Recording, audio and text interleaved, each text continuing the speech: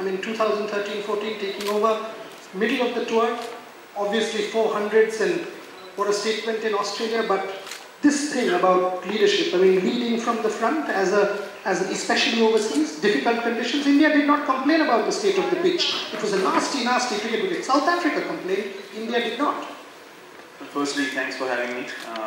As Radha just mentioned, it's a pleasure being here, and congratulations on your book. As I said, it looks quite thick, so it's going to take a lot of reading, but I'm sure everyone's going to enjoy because it's a detailed explanation of Indian cricket history, which I think is a wonderful thing to know, and you'll all surely enjoy it.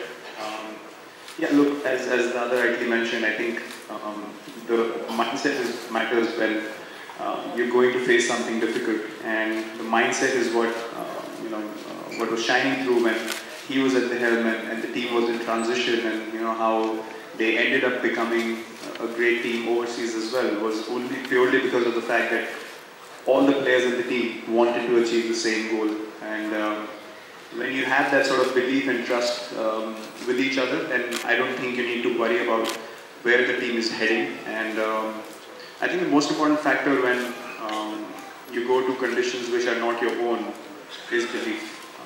You need to have the ability to look at things in a very different way from anyone else, purely because either they can't look at it the same way or they choose not to. There are only two things that can happen. So as a team, we kept looking at things from the other perspective. As Radha mentioned, winning the toss and batting first, there was opposition from all over, but the team believed that this is the best decision for us. We backed it, and as in cricket, with techniques and everything, there's no one way of doing something. There's always your way, and if you believe in your way, you can make things happen with your particular way as well. So, look, it's been a start, it's been a turnaround after 2 test matches, but the mindset was always one: we need to win. We want to win at any cost. We want to win. And that belief, even after 2 tough test matches, that belief is what got us back when no one believed in us. The group, the management, we all believed in ourselves, and we were able to turn things around. We didn't worry about who's got how many runs or who's been hit for how many runs, or how we've lost in 4 days or whatnot. We were only focused about one thing: we are good enough and we can win, and that's all that you require. Sourav, I celebrate you a lot in the book. You've read the chapters. And I have to take you back to the times of adversity. When you are down, there are other elements also conspiring. Talk us through that, the belief that he's talking about. I mean, the reason you are celebrated is because of that. I mean, to be able to come back, to be able to do what you did, you with the bat, and something that Virat also has done. Camper, 2075, innings when India is getting 100 out. Can you give me an insight into the Sourav Ganguly of 2005-06? October to next November, the toughest period according to me in your critical career. It's never easy to be left out, and it's never easy to be left out in spite of scoring runs. So that was difficult because at the end of the day, when you're a cricketer or you're in any sports, when you can control what you do with your skills, but when the selection becomes a bit beyond skills, then it becomes difficult. So you had to just wait. You had to just wait and deal with it and wait for your opportunity.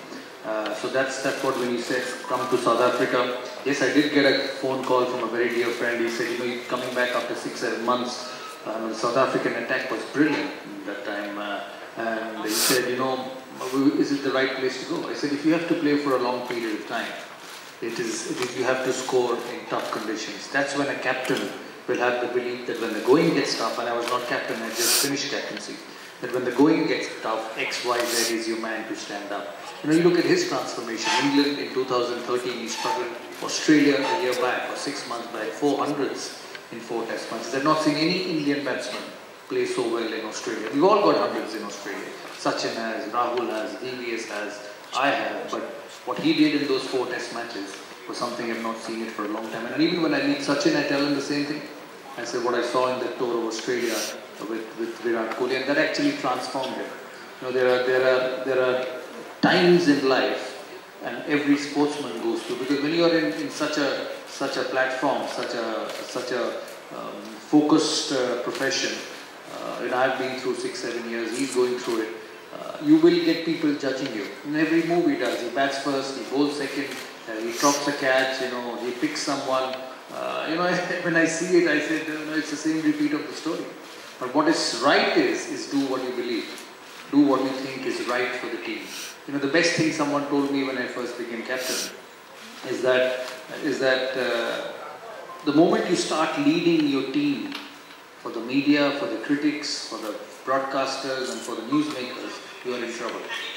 You have to lead your team and you go back that night to your hotel and sleep and go to bed and say, I was given a responsibility because the world believes I am good, because the selectors believe I am good, and I'll do it to the best of my ability. Nobody will be right. Nobody in this world is right.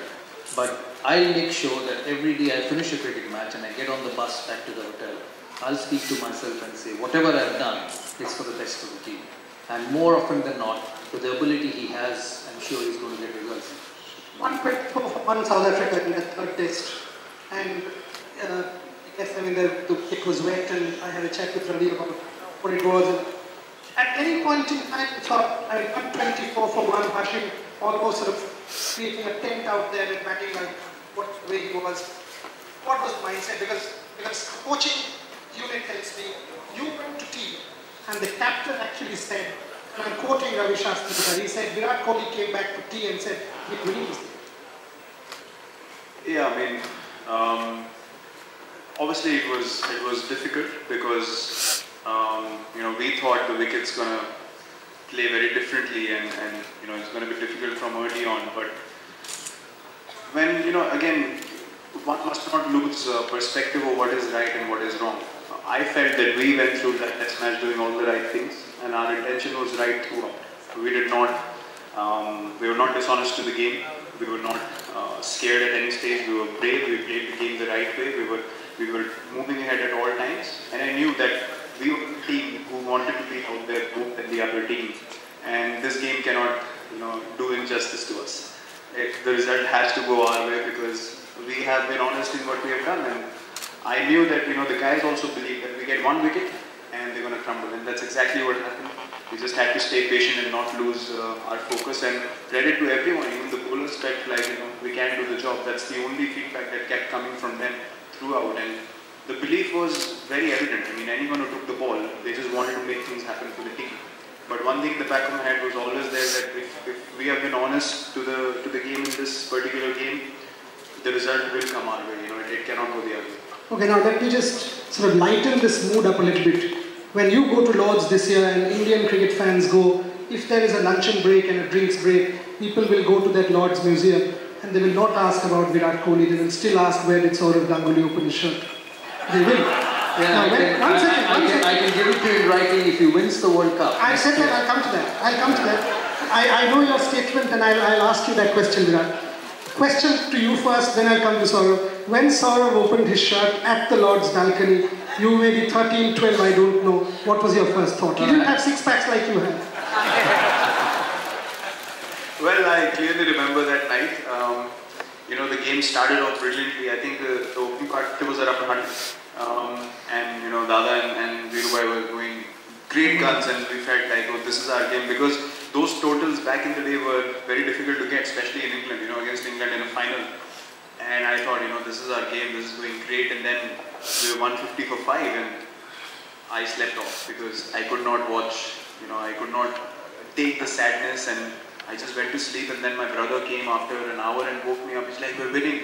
I thought, it's a dream. I said, what's going on? What are you talking about? He said, we're winning, come out. So we started watching late in the night, and when I saw that moment happen, it was, I think it's very difficult for people to understand, but those things are so organic and they're so pure that you just go through with it. You're not worried about judgments, you're not worried about what people are going to say about you. As he said, you cannot be a robot operating for the sake of, what people are going to write or say about you. You have to be honest towards the game, and you have to be yourself. If you're not expressive and if you're not yourself, then as he said, you will sleep with regrets, and it's something that no one wants to do. So I'm sure that moment was very organic. He didn't care about, whether he's in the Lord's balcony. He could have been anywhere in the world, but that was just pure happiness coming through, that against the odds, the team has achieved something, and this is the way I want to express myself. And I never think that there's anything wrong with that, because That is just pure human emotion coming out. Okay, now Sourav Ganguly is the best thing was at Lords, whatever I did, rightly or wrongly. There was Lakshman standing next to me and Harbhajan Singh standing behind me. So as I was taking the shirt off, Lakshman was pulling it down. He was pulling it down and then Harbhajan was standing next to me and he's asking me, what should I do? I said, you take it off too. Now. Sourav keeps telling me, every time I ask Sourav this, he said, your question has a shelf life. And I'm like, why? He says, let Virat Kohli win the 2019 World Cup. You talk about Lords, he will take his shirt off on Oxford Street. Over to you now. I can guarantee you now, if he wins that final in Lords in 2019, I'll be there, you'll be there. Yes. And we better get our cameras ready because, as he said, he's got the 6 packs. I was not heavy in 2002 as well. And I wouldn't be surprised if he's on that Oxford Street with the trophy and his shirt off. All of these camera people will be there on Oxford Street watching. I don't think it'll only be me because there are a lot of people with 6 packs in the team, so we'll all be roaming and And I can tell you who will be following him. Hardik Pandya. 120%. And I will have a new chapter in 11 Gods and a Billion Indians. Bumrah's there as well. He's in the game big time. So we have few candidates. He's just got to be careful with Ravi and Bharat Arun. Or he's got to make sure by the time 1 year finishes, they're slim and fit. Fabulous. Sourav, one to you before I go to Virat. You know, when you're transforming a team as leader, and he was speaking to me just a while back and he said, the batsman goes out of the window and he's only talking, yes, I get 150, but that's for the team. I get 100, that's for the team. That 144, innings defining, series defining 144. He's 153 in South Africa, series defining. Can you talk about some of those moments as leader? Something that I celebrated in the book. You know, that's a balance every captain has to do, because a lot of times when you're captain and when you're as passionate as he is and you want the team to win, a lot of time you're playing looking at the scoreboard. Which situation my team is, you know, batting at 60 for 2, 63 for 4 or 100 for 5, and you know that at times that scoreboard takes over. So it's very important when you're captain and you're leading a side very, very passionately, you have to put that fine line as captain and a batsman, which he's done exceptionally well. Look at his record as a captain. My record as a batsman as captain was not as good as his was. So you have to get that thing going, and being the best player in the team, you know that your performance is very, very important for the team success. If you remember, before going to South Africa, I told you that India will play well if Virat Kohli scores runs. And he saw the one-day series 300s in 6 one-day games, and it completely transformed the series for India. So from that point of view, that's the biggest challenge for him over a long period of time. Captaincy will only get harder. It doesn't get easy, because when you start, you know, you get that space, young captain, he's good, and obviously the quality of player he is, it's only going to get tougher. Away, he did well in South Africa in the one day, but I'm sure he knows that his testimony or he will be remembered when he starts winning test matches. And it was the same for all of us, and he will do it. You know, come England, come Australia with the bowling attack he's got, he gets 350 runs on the board, and I'm looking forward to them giving green pitches. You know, if India get 350, because India will get, the bowling will pick 20 wickets in test match. So I think that's very, very important, and for him, for the next 1 year, 2 years, 3 years, and I'm looking at a shorter period for the 1 year till the World Cup, will be to separate his captaincy from his batting, because if he bats well, India will win.